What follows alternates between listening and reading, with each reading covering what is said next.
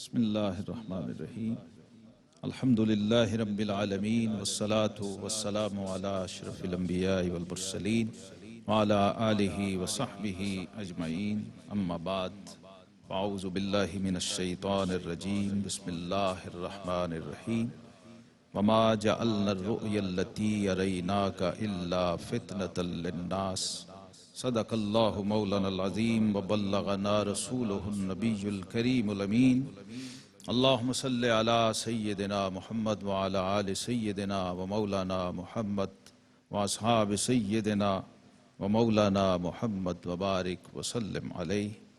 سبق ملا ہے یہ معراج مصطفیٰ سے مجھے، سبق ملا ہے یہ معراج مصطفیٰ سے مجھے کہ عالم بشریت کی زد میں ہے گردوں، اور وہی ہے اول وہی ہے آخر، وہی ہے باطن وہی ہے ظاہر، اسی کے جلوے اسی سے ملنے اسی سے اس کی طرف گئے تھے۔ گرامی قدر علماء و مشائخ، ناظرین کرام، معراج النبی صلی اللہ تعالی علیہ وسلم کانفرنس میں ہم سب حاضر ہیں اور معراج پاک کے لنگر سے اپنا اپنا حصہ وصول کر رہے ہیں۔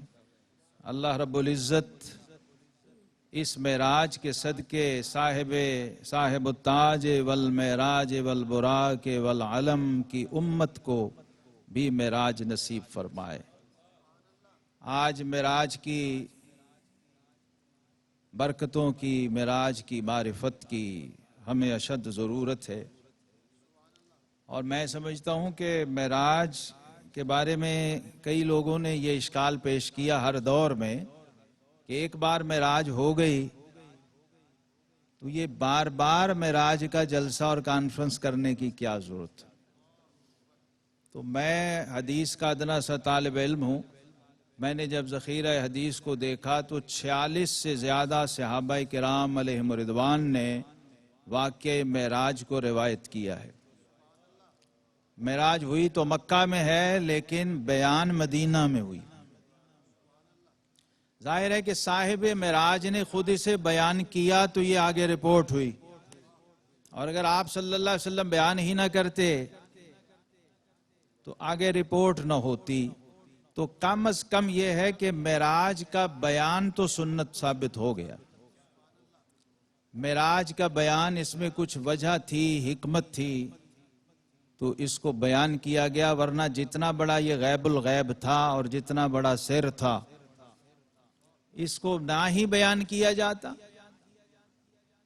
معراج النبی صلی اللہ تعالی علیہ وسلم کے اتنے معارف ہیں، اتنے اسرار ہیں، اتنے رموز ہیں کہ ساری امت کے اکابر اور عرفاء اور صلحاء وہ بھی اس پہ غور و فکر کرتے رہے، تو آخر کہیں نہ کہیں آ کر انہیں یہ کہنا پڑا کہ تیری نگاہ ناز سے دونوں مراد پا گئے، عقل غیاب و جستجو، عشق حضور و اضطراب۔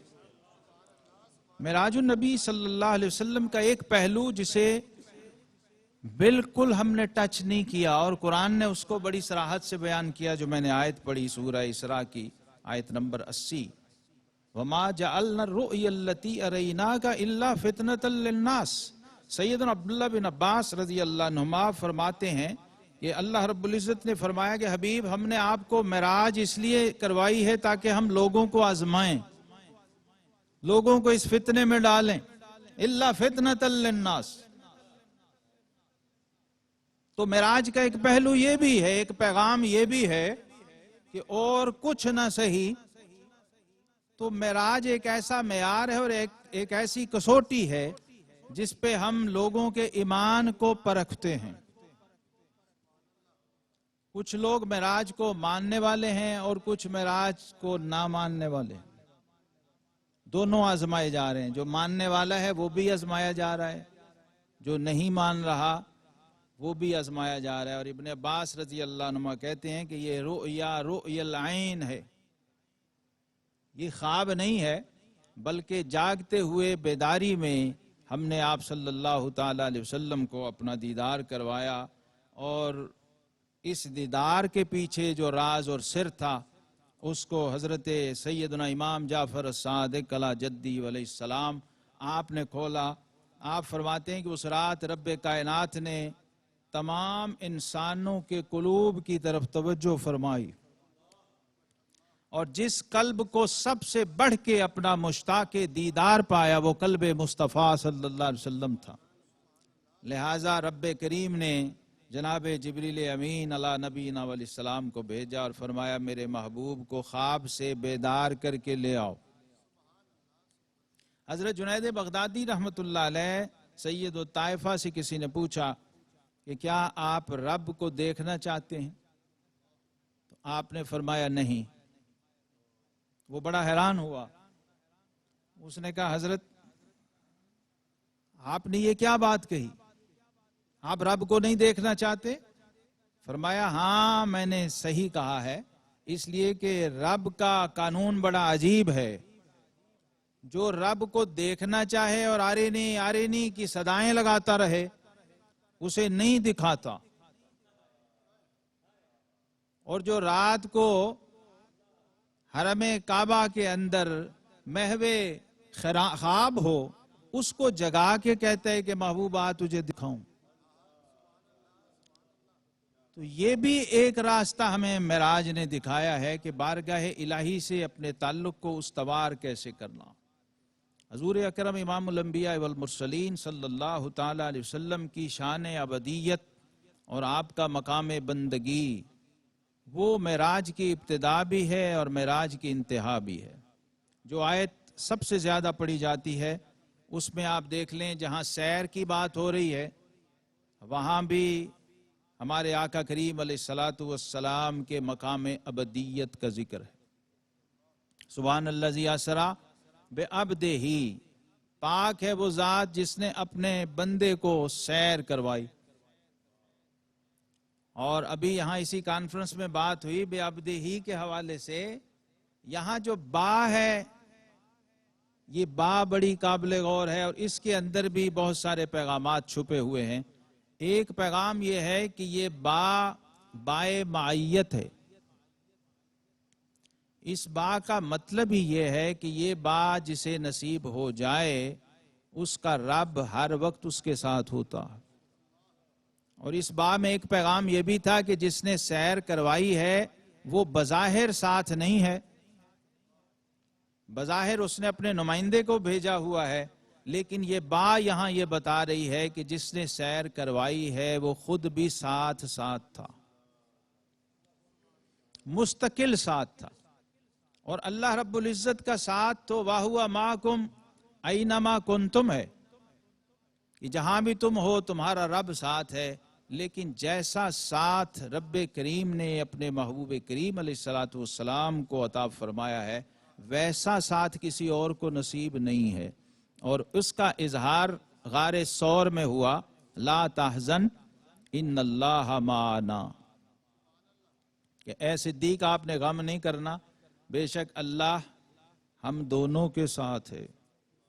یہ جو ساتھ اور یہ جو معیت خاصہ ہے اس کا ایک اظہار یہاں سیر میں ہو رہا ہے. اور سیر علماء بیان کرتے ہیں کہ یہ زمینی سفر کو کہتے ہیں. یہ جو من المسجد الحرام الی المسجد الاقصی ہے یہ سارا اسراء ہے. اور پھر جو مسجد اقصی سے سدرۃ المنتہا تک ہے یہ معراج ہے. اور امام ابو القاسم قشیری رحمت اللہ علیہ لکھتے ہیں جو سدرۃ المنتہا سے ثم دنا فتدلی فکان قاب قوسین او ادنا تک ہے یہ اعراج ہے. تو گویا اس کے اپنے کئی مدارج ہیں اور اس کے اندر کئی مراحل ہیں، لیکن امت کے سمجھنے کے لیے جو پیغام ہمیں معراج دے رہی ہے وہ یہ ہے کہ نعت کے کچھ اشعار میں ساتھ پڑھ دیتا ہوں کہ جمال حریم دنا دیکھائے. بہت اچھا ہے، سبحان اللہ. جمال حریم دنا دیکھائے خدا کو حبیب خدا دیکھا. اور ایک پیغام یہ بھی تھا کہ ہوئے آپ دار الفنا سے روانہ، ہوئے آپ دار الفنا سے روانہ، گھڑی بھر میں دار البقا دیکھا ہے. اللہ اور تجلی سے جس کی ہوا طور سرما، اللہ اکبر. تجلی سے جس کی ہوا طور سرما وہ اس نور کو برملا دیکھا ہے. اللہ. واہ واہ. اور بھلا اس کا ثانی کہاں کوئی ہوگا. اللہ اکبر. بھلا اس کا ثانی کہاں کوئی ہوگا جو خود جا کے اپنا خدا دیکھا ہے. ہائے ہائے ہائے. جو تو خود آج جا کے تک لوگوں نے چاہا تو بہت تھا پھر عطا ہو جناب. لیکن اللہ دیکھا اکبر. صرف ایک ہی ہستی ہاں نے. ہاں ہاں. بھلا اس کا ثانی کہاں کہاں کوئی ہوگا جو خود جا کے اپنا خدا دیکھا ہے. اللہ. اور جو بالا ہیں وہم و گما کی حدوں سے جو بالا ہیں وہم و گما کی حدوں سے مقامات وہ مصطفیٰ دیکھا. اللہ. اور یہ خواجہ صاحب مگتا ہے کہ یہ نکتہ بھی شہزاد معراج میں تھا. یہ نقطہ بھی شہزاد. یہ نکتہ بھی شہزاد معراج میں تھا کہ رستے کو خود رہنما دیکھا. اللہ. تو یہ آنے والی سبحان اللہ سبحان اللہ. آنے والی امت کو بھی دعوت تھی. اور معراج شریف میں یہ پیغام بھی چھپا ہوا تھا کہ اللہ نے انبیاء کرام علیہم الصلوات و تسلیمات کو جس ہستی پر سلسلہ نبوت کو ختم کیا ہے وہاں سے معراج کو شروع کیا. تمام انبیاء کرام علیہم الصلوات و تسلیمات اور رسول علیہم السلام ان سب کو کہیں نہ کہیں کسی نہ کسی درجے میں اللہ نے معراج عطا فرمائی ہے. لیکن جس طرح اپنے محبوب کریم علیہ الصلوات والسلام کو تاج ختم نبوت سے نوازا اسی طرح سے عظمت و شرف معراج بھی آپ صلی اللہ تعالی علیہ وسلم کے لیے مخصوص فرمایا ہے. اور اس میں ایک اور سر چھپا ہوا وہ یہ تھا کہ اللہ کو آج تک کسی نبی اور رسول نے دیکھا نہیں تھا. اور اللہ کا پیغام لے کر ہر نبی اور رسول دنیا میں آیا. اس کو بھی حضرات عرفاء نے کھولا اس سر کو اور اس راز کو کہ ہر نبی لا الہ الا اللہ کی دعوت پیش کرتا رہا ہے اور خلق خدا کو اللہ کی طرف بلاتا رہا ہے. لیکن نتائج ہمیشہ ایک جیسے نہیں رہے, بہت مختلف رہے. یہاں بھی رہے, ایسے بھی رہے کہ کہیں 1000 سال یا 950 سال دعوت دی گئی اور تبلیغ کی گئی اور نتیجہ چند لوگوں کی شکل میں برآمد ہوا. 80 مرد اور 40 مرد اور 40 عورتیں, یعنی 80 کی تعداد میں لوگوں نے اس دعوت کو قبول کیا ہے. 1000 سال کی دعوت توحید کے بعد یہ نتیجہ نکلا. اور یہاں صورتحال یہ ہے کہ 63 سال میں 40 سے باقاعدہ آفیشل آغاز ہوتا ہے اور 23 سال کے مختصر ترین عرصے میں جب ہمارے آقا صاحب معراج صلی اللہ تعالی علیہ وسلم نے مخلوق کو خالق کی طرف بلایا اور دعوت دی تو نتیجہ یہ نکلا کہ سارا عالم بن دیکھے معبود کو ماننے پہ تل گیا اور تیار ہو گیا. ایک سر اس میں یہ بھی تھا کہ باقی انبیاء کرام علیہم الصلوات و تسلیمات ان دیکھے رب کی طرف بلا رہے تھے